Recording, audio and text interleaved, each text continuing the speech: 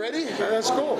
George says he's ready. Hey, welcome to September after Labor Day. New hat too, huh?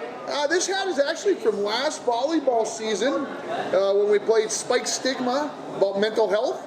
And I don't wear it very often as I probably should. It was at the top of the rope and I said, all right, it's starting to be worn. So here we are. Here we are. So, well, what'd you figure out this weekend? I tell you, there was a couple of things that I caught. On Thursday night, I caught the fact that, or Friday night, whenever it was, Kansas City is still a really good football team. Thursday night, yeah. You know, and the other one on Sunday was that Dallas is a very good football team.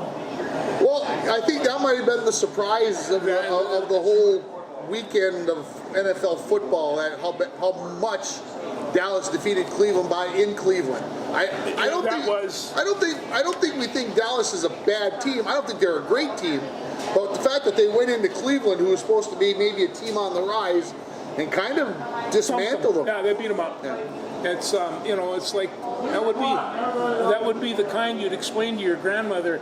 Oh, they kicked their butt. When if you were explaining it to your brother or anybody else, you'd find out exactly what they kicked. But they dominated that game, and I mean, I watched 3/4 of the game and with my mouth wide open.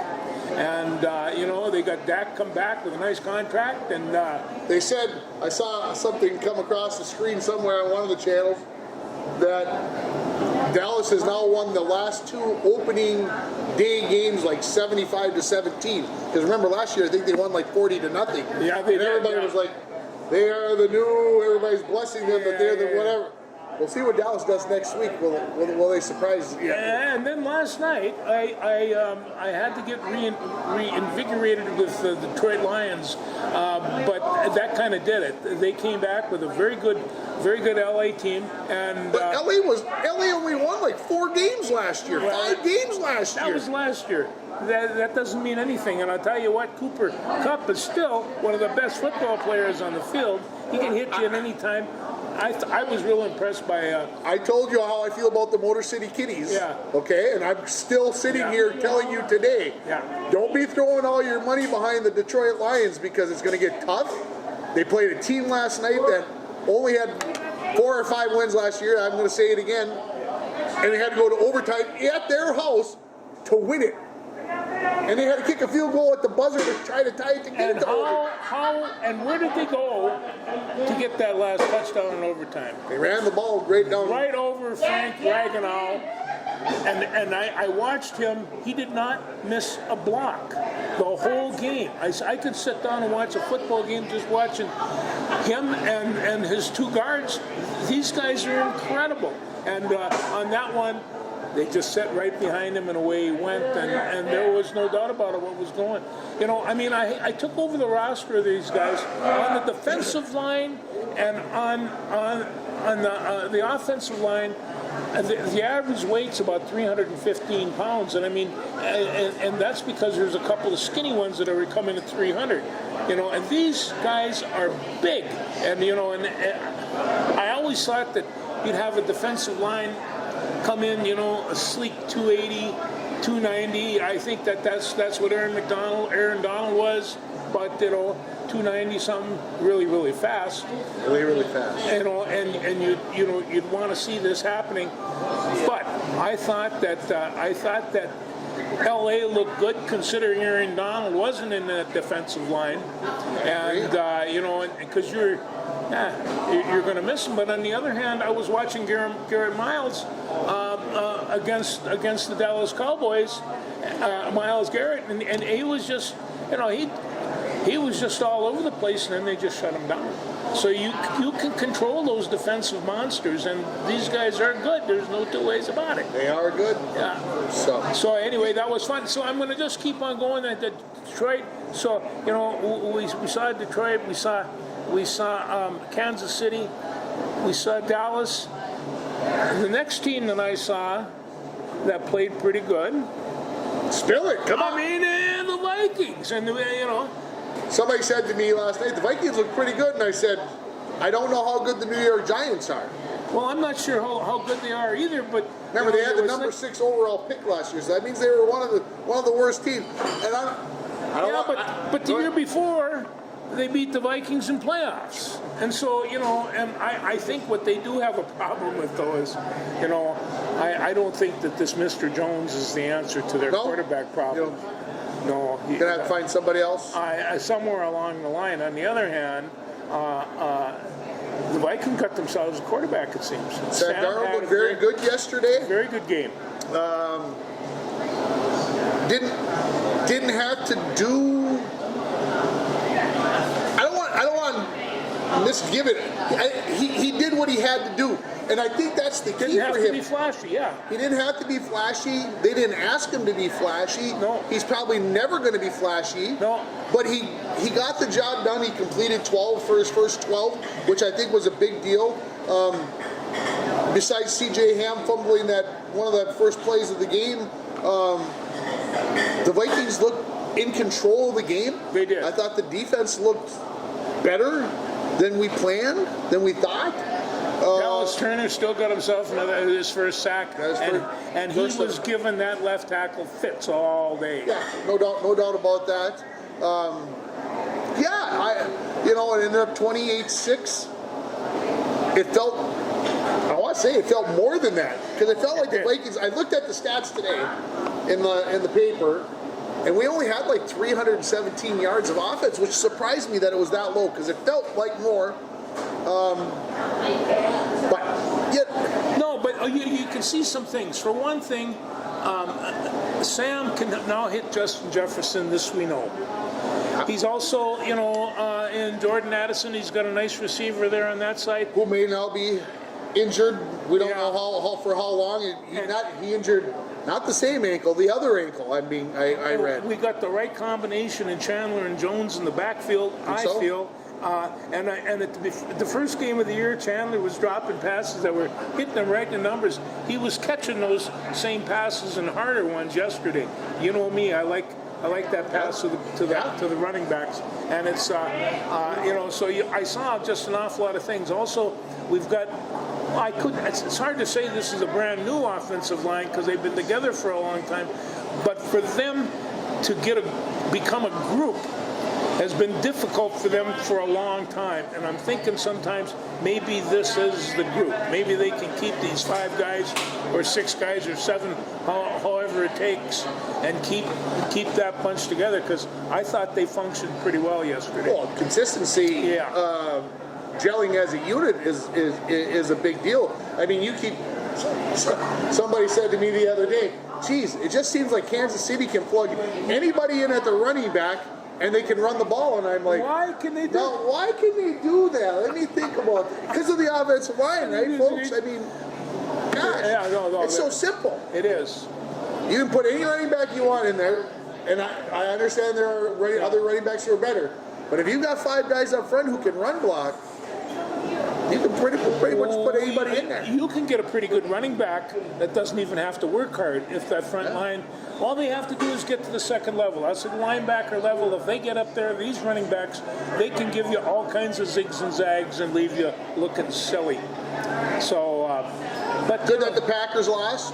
the Packers lost. Lost. They lost, and I'm not sure. Do you believe that it's only going to be 4 weeks for Mr. Love? I doubt it.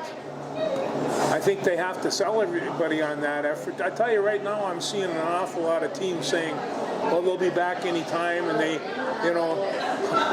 upper body injury, this type of thing. I mean, they're not very specific on injuries from that, but it looked like he took a pretty good bend on it. He did? Yeah, and that's why I can't believe they're saying, 3 to 4 games. I don't see that. I don't see it. No. So, tonight, San Francisco versus the Jets. No. I did a little searching on the internet today about the playoff teams, and one of the teams that kept coming up that surprised me was the New York Jets. So obviously, if people still believe that our good friend Aaron Rodgers, they still think he can get it done despite being 57 years old and having a year off due to the Achilles injury. And also, and I don't want to hit this one too hard, but isn't he a little bit strange?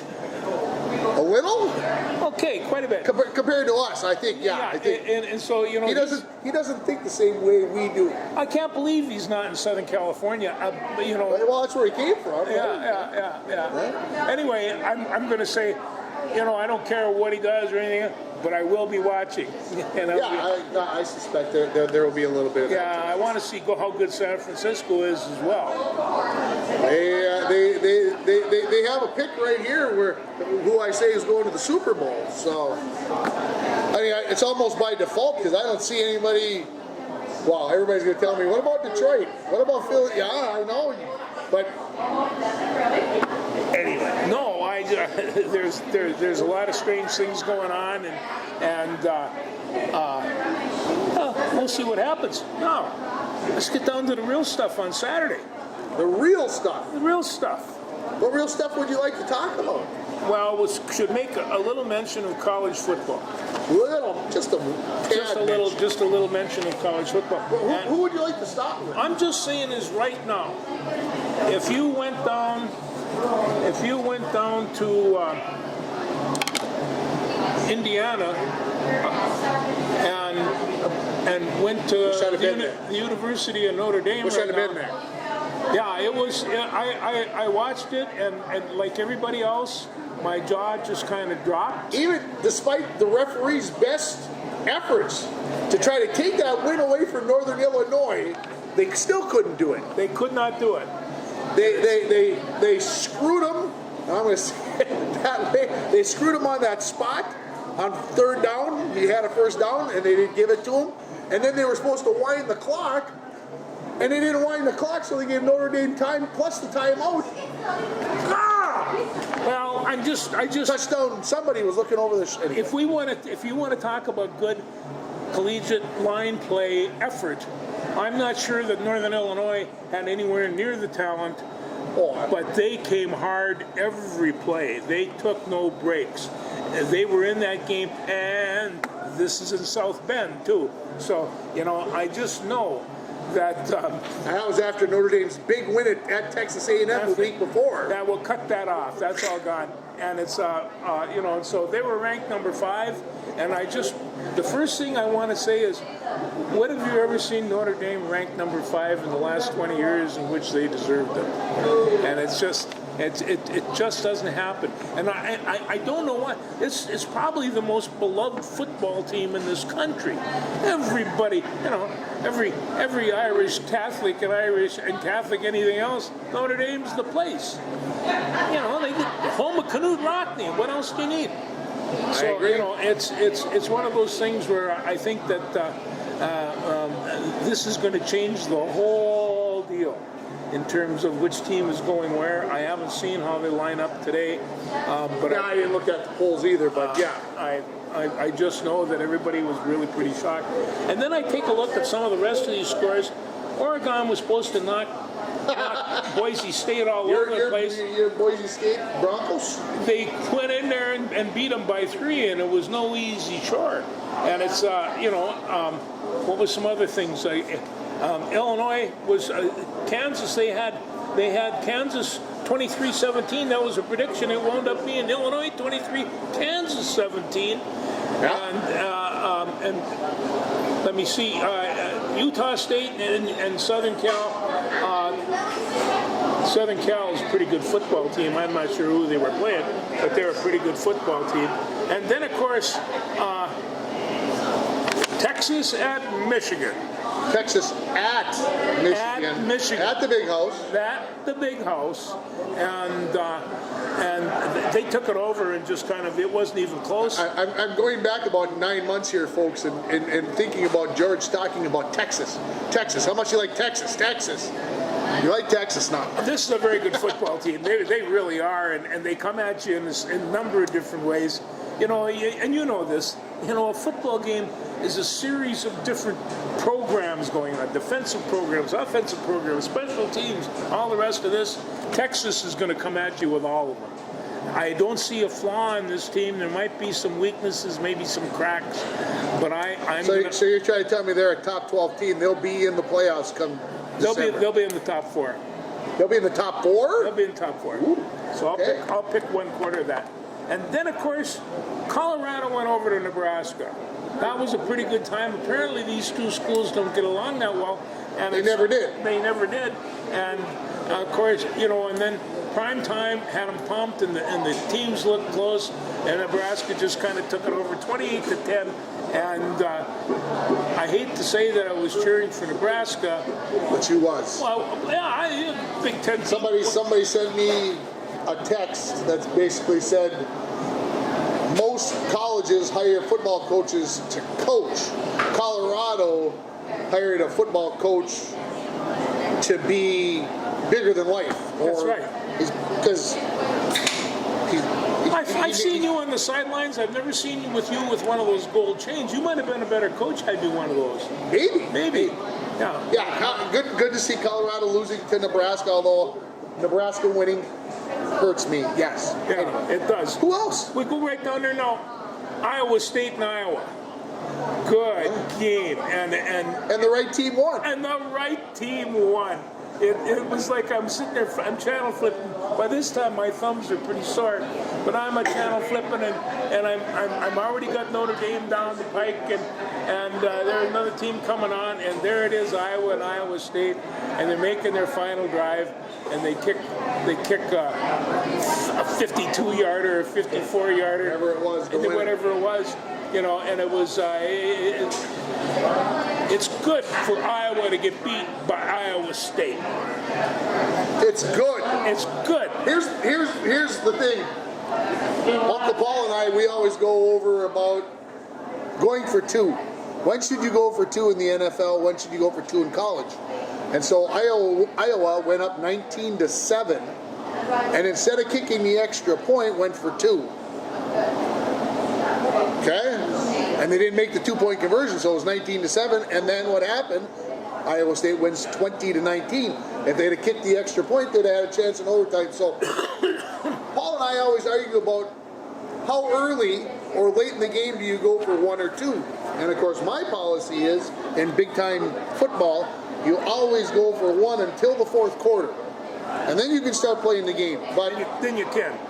So what else? Other games I watched, like West Point. And I watched West Point, Navy, and Air Force. All three won their games. The President's Cup is going to be wild. The Army-Navy game is going to be super wild this year. These teams are so close. Have you got the bar reserved here yet at the Muni for December, whatever it is? 14th? They know. 14th. They know. 7th or 14th, I assume. Yeah, they know. They know. They know. It goes without saying, I think. I think it does. Yeah. So, other college football games of note, yes. Okay, for me, because I got home Saturday evening, and I turned the TV on, and I'm flipping through the channels, and North Dakota is hosting number 4 in the nation, Montana. And UND was down 24-7 at half, I believe, if I remember correctly. Yes, it was. Came back to win 27-24. And Mankato, Bemidji State. 40 seconds left. 31-29, Mankato. Well, I'll tell you what, Mankato is not going to get it any easier because they go over to Duluth this week and play UMD. And I'm going to tell you right now, between all three of the big powerhouses there, UMD, I think, is the dark horse. Okay. Yeah, no, they're going to be moved throwing up to number passes. 20 in the nation in the poll today. Yeah, no, they have a great offense, and the defense has been playing, I think, surprisingly well. Every year we always say, geez, they weren't that good last year. No, but these kids all got 1 year bigger and 1 year stronger, and 1 year better, smarter than the rest. So, there's some really good things going on for that. But, what can I say? St. John's won again. St. John's won again. Gophers won. You didn't even mention the Gophers because you didn't get to watch the Gophers. I didn't get to watch because they were Gophers. on Peacock, unfortunately. I did get to watch the Gophers in person. Your good friend Coy Parrish from Esco. He's on the kickoff team. Yeah. He got to return a punt. Returned it 28 yards. And even in the paper today said he should have taken it all the way to the house. He won't let that happen again, kind of thing. And he also intercepted a pass and returned it when he was playing defense. Well, let me ask you this: does he obviously has the speed to play with the rest of these guys? So that is the key in the situation. Obviously, they were playing Rhode Island, and I'm not diminishing what anybody did for the Gophers in that 48-0 win. But it'll be more interesting when they play the Iowas and the Ohio States of the world. It will. To see where he is and isn't. But yeah, Gophers won pretty handily. Had to punt the first time they had the ball, kicked the field goal the second time, and I'm like, oh my God, we're going to lose to Rhode Island. And then after that, they did pretty much whatever they want in the defense. I don't know if Rhode Island had more than 2 or 3 plays in the Gophers' end of the field, over the 50. Did Darius play? He did, and I didn't think he looked very good. Okay. He ran gingerly, passively, not attacking. That was not his style. So he, I'm nervous about it. But we'll see. Okay. Maybe just whatever. But he's going to have to pick it up, or Mr.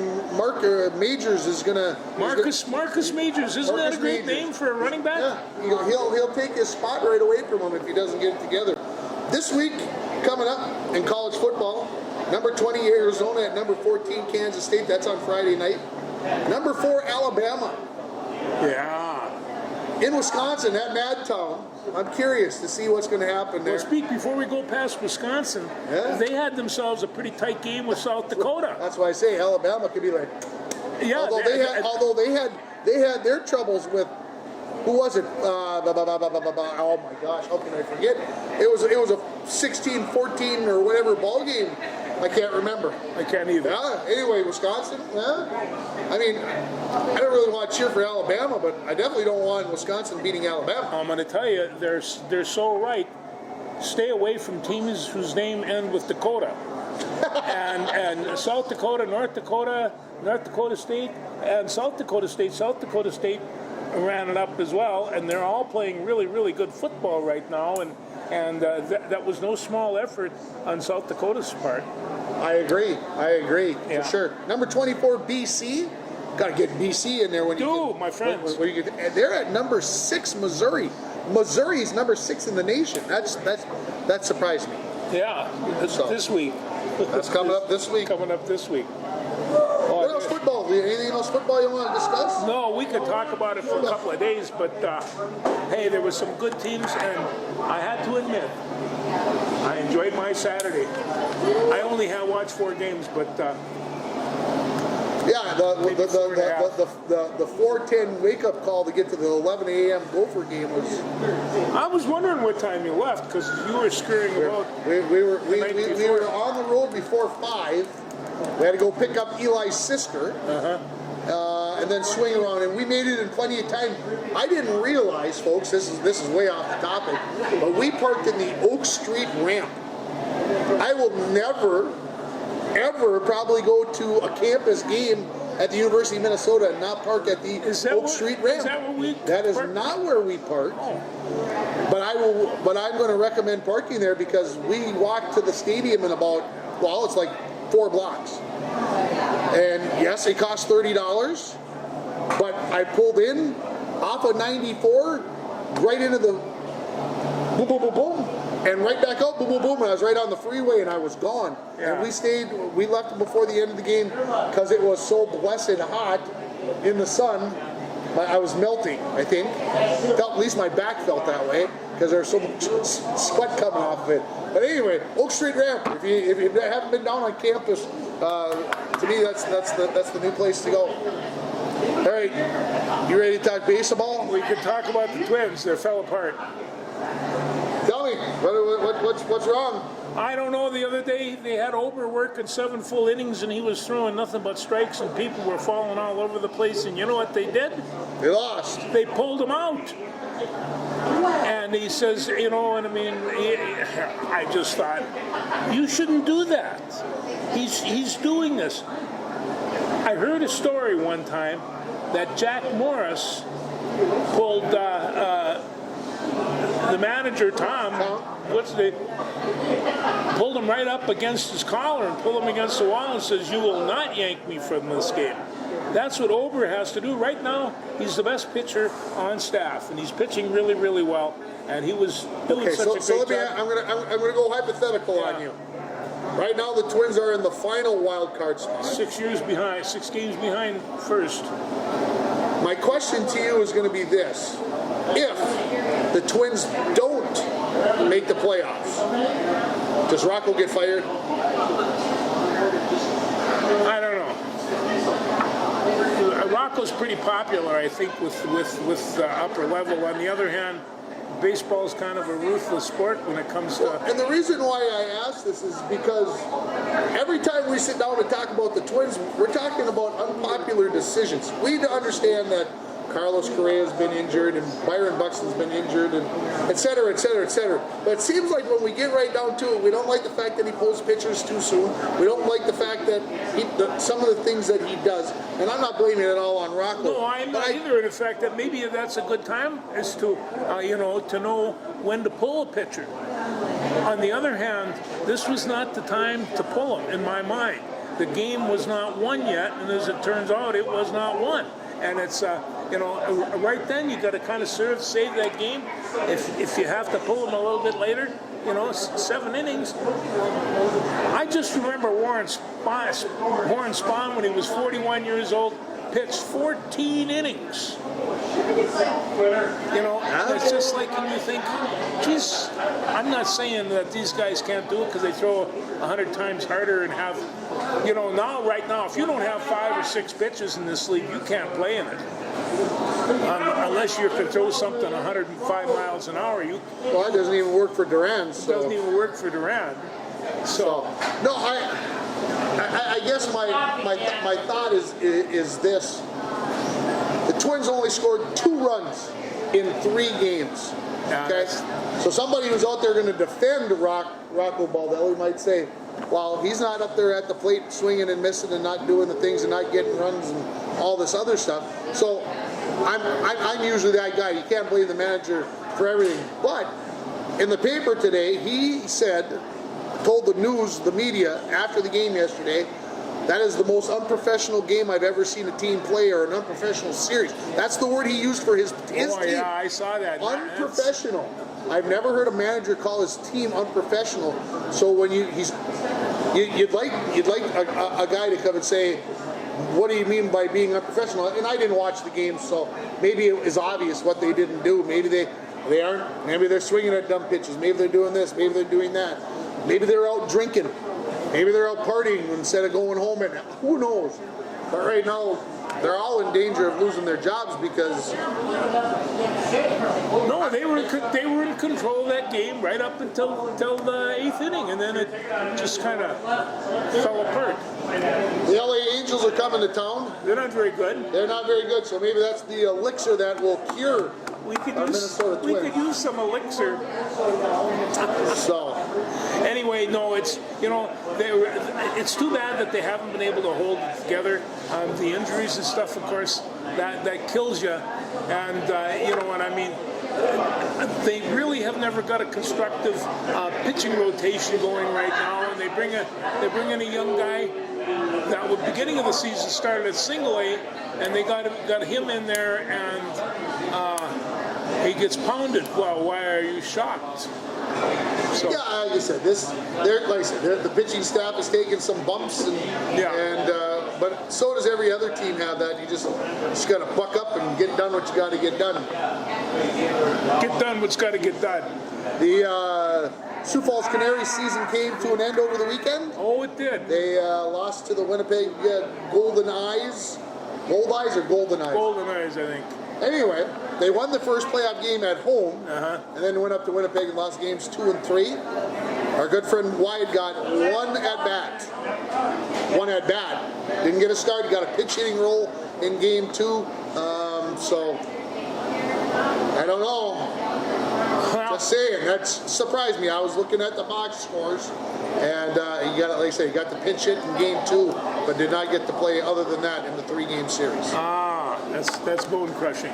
Yes. Yes. So, want to talk college volleyball next? Let's talk some college volleyball next. So, Gophers are playing well sometimes. Well, they like to play 5 sets. Yes, they they have do. found that they've played 4 matches, and all 4 matches have gone 5 sets. And they love losing 3-2. And they love, they're 1 and 3. Yeah. They lost to number 5 Stanford first. They did. And they beat number 1 Texas. They did. And then lost to number 23 Baylor on their home floor. And then lost to TCU. And then the 5th set, they were up 9-4. And ended up losing 20-18 in that 5th set. So you know, it's one of those things where, and this came up before the coaches changed, and they were saying this is what we got to do. We have to, as a philosophy, play these great teams early because they really hadn't done that before. And this is just 4 or 5 years ago, and I think they're doing the right thing. Absolutely. It's just you know, and it's most of these good, you know, tournament teams and stuff like that. Wrestling does the same thing. If you can get really good competition, don't worry about the win or loss because it's going to make up for it in the end, and you're playing with the best. So, you know, you know where you're going to go. This is all good. No problems here with me. Like I said, you get to 5 sets. You hate to be 1-3, but you've shown that you can play with the top teams in the nation. So we were pretty giggly in my house during the Texas match. So yeah, that was good stuff. Yeah, that was good entertainment, no doubt about it. So did you get to watch any of the Lynx game? No, but last night they won, and they won by playing really solid defense. I caught some flashes and some 26-9. Second best record in the WNBA. They've won 9 of 10, and they got 5 games left. They got Atlanta, Chicago. Chicago won't be easy. New York won't be easy. Connecticut won't be easy. And then they get LA, which is the worst team in the WNBA. So we'll see how they come down the stretch. I think they'd like to stay in that number 2 spot. Well, you know, offensively, I can see nothing the matter with what they're doing. They're running that court very, very well. They hit those corners and hit their shots. Defensively, and defense is hard to play. You know, they sometimes. Cheryl Regan's not going to have it any other way. No, she's not. You're either going to play it or you're going to go the way of the world. That seems to be the way it is. But they're well coached. They have great talent. They hold that defense together. They're going to be hard to beat. So regular season ends a week from Thursday. The 19th is the final game. So we'll see how where they end up when the playoffs will get started right after that. No, and I'm going to tell you, these games, I just guarantee you, the last 2 rounds, it'll be showing on primetime TV. Oh, this is all absolutely. This is just kind of the way it is. Yeah, it's the way it is. So, how about the U.S. Open tennis? Well, did you watch it? Could you fit it in around the football at all? No, I got this Direct TV that took tennis away. Oh, they took your ESPN. That's bad. That's bad. And you know, and you have no idea how much time you spend on ESPN until they take it away. And the only reason I wasn't really upset on Saturday is that I had plenty of football games to watch on the periphery, but you know, the Americans did so good, so well in the tournament. I am hopeful that these kids, because that's what they are, Fritz, Tiafoe, Navarro, Coco Gauff didn't even make it to the second week. We weren't even going to talk about her. Jessica Pegula, who lost in the finals to Sabalenka on the women's side. As I mentioned, Taylor Fritz losing to Yannick Sinner in the men's final. This is going to be fun to watch to see if they can take this momentum from the U.S. Open and take it into 2025. It's been a long time since the Americans. This is the first time they've had an American in a major final. Well, they were in 15 years. They were talking about this like the last couple of years. They have had a hard time filling all the seats and stuff. Not this year. The place is packed. They were saying that the first day they had 70,000. 70,000. So it's you know what I mean. Hey, right now there's been great tennis played all summer and all spring. You know, and they had the Olympic tennis. I mean, there's been a lot of great tennis played. I think the French Open kind of fried a lot of people. Okay, I got to toot my own horn here because when we last spoke about 10 days ago on a Thursday, I said the upsets for the 1, 2, and 3 seeds is coming. And by gosh, Alcaraz goes down number 3 in the men. Number 2, Djokovic goes down. Number 3, Coco Gauff went down. And I got lucky. What can I say?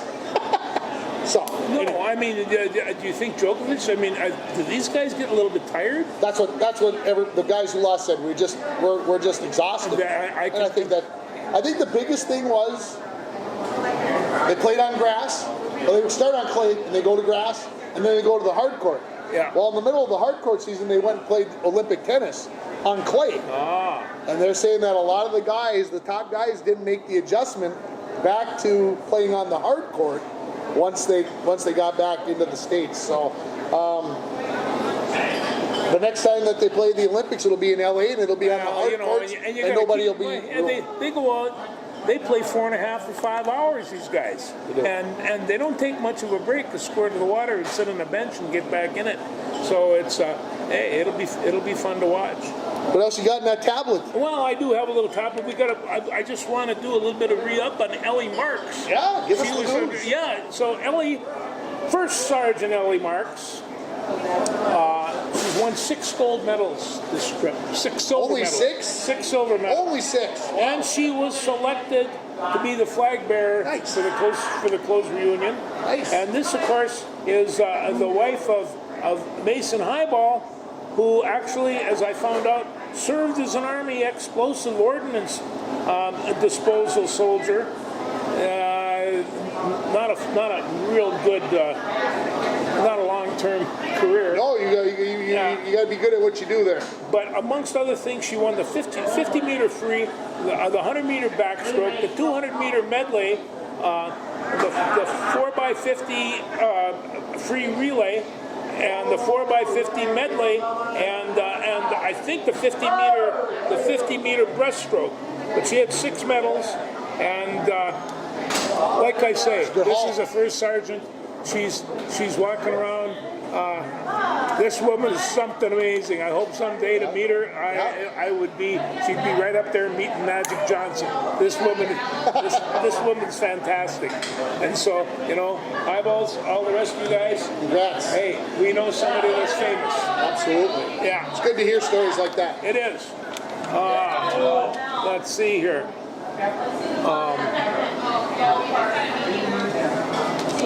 That's all I got in my notebook today. Were you at the football game on Friday I night? was at the football game Friday night. You walked by me 10 times. You were Is that busy. all? So we've got Cooper. He runs 12 carries for 108 yards. This is, I'm going to tell you, this is kind That's of, only 9 yards per carry. He had 14 a week before. I was always stunned at Jim Karate's statistics. He would have maybe 10 carries, maybe 12, maybe 150 yards, and 4 or 5 touchdowns. And that's what Cooper is coming up with now. He is just picking up, and I mean, some of the runs, I think, what was the longest run, 29 yards or something? Something like that, 29, yep. But chunk yardage, he's picking up chunk yardage, and I think he's getting some backup. Also, I had to say about the defense is starting to catch my eye. Young Mr. Kraska and Andrew Adey and our old friend Nordby, those guys, they're starting to toughen up in that front defensive core. I thought Caden Corpy stepped up on the other end. I thought really stepped up and played a good game. And Caden Corpy as well. And then, of course, the guy that holds that together is Thompson. He is as good a defensive backman as I've seen for the Broncos in a long, long time. Zach Huso's played well alongside of him there. Yeah, Huso has got one thing the rest of them all have too. He can run. He's really fast. And maybe had a Sports Center worthy catch for the touchdown, where he had to make the but popped it back down. That was a heck of a catch. On top of that, when you're running your star running back 12 carries a game, that's well within. Now you're getting a well-rounded offense. You've got your receivers that were, Thompson was picking up passes, and Huso was getting passes. I think they're playing really good football right now. This week is a telltale week. It is, just like it was last year. We're going to find out what the Broncos have got in the pot. They went 2-0 last year and then played Masabi East in a very close game up here last year, 21-14 or 20-14, I think it ended up, if my memory serves me correctly. And this time they go down to Aurora on Friday, and we'll find out more about our Broncos on Friday. Anyway, 2 games that I've watched them, they're exciting as can be, and I'll watch them play again for sure. Yeah, Broncos beat Ely the first week 54-0 when the field got renamed Stuart Nordquist Field. Good night. He said it was a good night. It was. What highlight of the night for you from that night with all those former Bronco football players? You know, there were so many of them, and you know, I was talking to one that I met his grandson. Right? These guys are 51 years old. You met his grandson. And here is this young man who I knew as a young teenager, and here he is. He is a full-grown, capable, understanding man introducing me to his grandson. I got chills. And so, you know, after we all told this poor grandson about how good one of us were, I started thinking, this is why we spent all that time coaching. And I often said, every time I had that particular group, this was the 92 group, I believe, and I had Mike Manassa in my backfield, I was an excellent coach. I was as good an offensive coach as Nordquist. And all I had to do was hand off the balls. Just kidding, Stuart, but I've used that as a joke. Yeah. No, I think for me the big thing was the impromptu handshake as all the guys went off the field after. If you didn't see the induction ceremony or the name-changing ceremony, all the players came out on the field. Great idea, Beth Shimon. Got to give her credit, give her kudos for coming up with that idea. Maybe one of the players did, but she said she'd take control of the ship on it, and she did. It was not planned for him to shake everybody's hand on the way out, but that's what happened. It was a great moment, and I got a great picture of Bruce and Howard and Stuart on the field standing together. And I think I told you about this. I got to share this. I wasn't going to. This just came. But Bruce had on an old Bronco football jacket. And he said, guys, guess what I found in my pocket? He reaches in and he pulls it out. One of the last games he ever coached, all the defensive calls that he had had. He hadn't coached since 1998. That means 26 years. That piece of paper was inside of that jacket that he pulled out. I was just like, oh, smokers. I couldn't believe it. So, you know, I coached with all those guys for many, many years, and Howard came to me one time at the end of two-a-day practice, and he says, Coach, he says, I don't have to teach these kids anything. You guys have taken care of that the last 2 years. So we were coaching them both in the C and the B squad, and we weren't just playing football, we were actually coaching technique, and I think that contributed to Nordquist's success. The coaches that he had, in particular those three, and you as well, I mean, those guys were... Dwayne Johnson was one of the finest coaches I ever coached with, period. And he gave up the varsity to come down and play B squad and coach B squad. Why? I didn't want to give him any more of my Friday nights. He loved Friday nights, but those guys, they're exceptional coaches. And Nordy, hey, you got it coming, pal. Some tough news today. James Earl Jones passed away. James Earl Jones at 93 years old. Darth Vader is dead. Wow. I Field of Dreams was on the other day. Sorry, folks. That's one movie that I probably have seen parts of I don't think 50 times is an exaggeration. I stop and I watch it. If you want to see this man doing acting, The Great White Hope, where he plays Jack Johnson. And this guy is, when I watched it the first time, I was stunned. The second time, I was just as stunned. I haven't seen it in a number of years now. Just at this man's acting ability. Never mind, it's a great play, right? But he had that voice, you know. That was one of the most distinctive voices.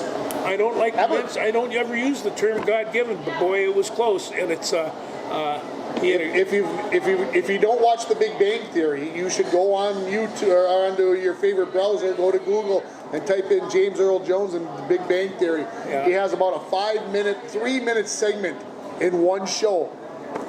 Yeah, He is hilarious. Well, and it's not only his acting ability, but his narrations were just absolutely classic. Well, I go back to Field of Dreams, and when Field he's of Dreams. orating about baseball and talking about what it means to America in the past and all the other stuff, you just kind of like, ooh. It's just, I don't care if you like baseball or don't like baseball. He starts talking about it, and you like, all right, I'm going to go hit that curveball 1,000 feet. I mean, that's good.